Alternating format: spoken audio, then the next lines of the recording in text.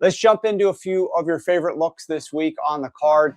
And we're going to start first with Tyler Shough passing yards over 218 and a half, which is our current line. Talk to us a little bit about what you see here in Tyler Shough's matchup that gives you a reason to want to bet his over, in addition to like the fact that what is the run game for the New Orleans Saints at this very moment? Yeah, that's kind of where that shapes out from when you look at this in particular matchup. But over the past 6 games, I mean, he's averaging 248 passing yards per game. He's gone over 239 passing yards in 5 of his past 6. The only exception was that rain-soaked game in Tampa Bay where they kind of played like the second half in like that monsoon. Since week 10, Tyler Shough is actually second in the NFL in completion percentage. I don't know if anyone has been catching on to that, but we saw him last week, set season highs in completions, pass attempts, and passing yards. And that's because, as you hinted on, like the state of this running game, just being down so many running backs with a Devin Neal injury out for the year, they really kind of leaned into kind of Taysom Hill being the lead running back last week.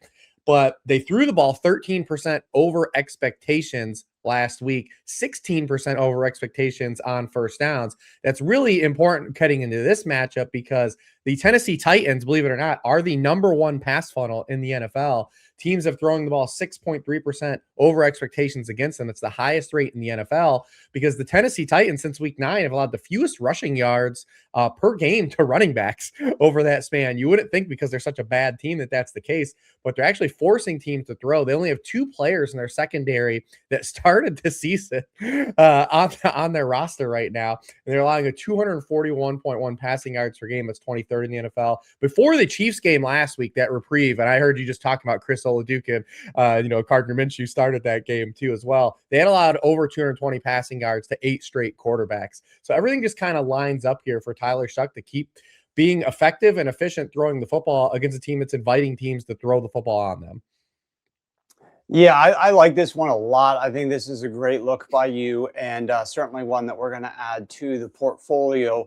This is one of the last times of the year that we're going to be able to bet on Tyler Shough, because obviously he's not making the playoffs. Your next player is a guy who is going to be in the playoffs. So right now they're seated as potentially getting a first-round bye, and that is the Chicago Bears. And we're looking at DeAndre Swift. Do you think he's in a great position here to have success on the ground? Talk to us a little bit about why you like DeAndre Swift's rushing yards over.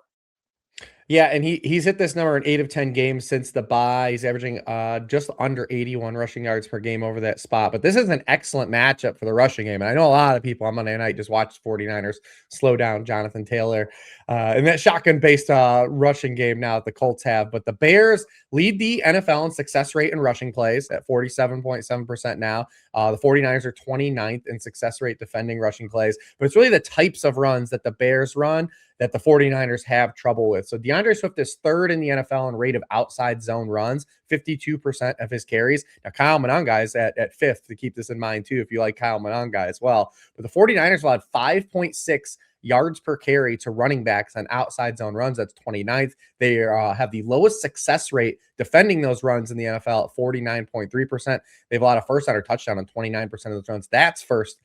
Dead last in the NFL, the highest rate that is, So all of those things kind of line up for the Bears to have a really effective run game. I like DeAndre Swift the most, but like I said, if you do like Kyle Monangai as well, he's in play here as an extension of this process as well, because he's getting the same types of runs. They're kind of interchangeable, but I'm leading off with DeAndre Swift here as my favorite of the two.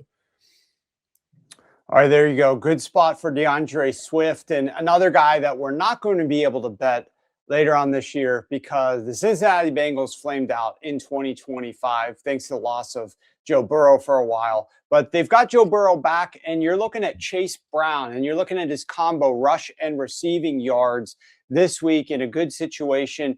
The line currently is 81.5 rushing and receiving yards. What makes you enjoying the over in Chase Brown, 81.5 rushing and receiving?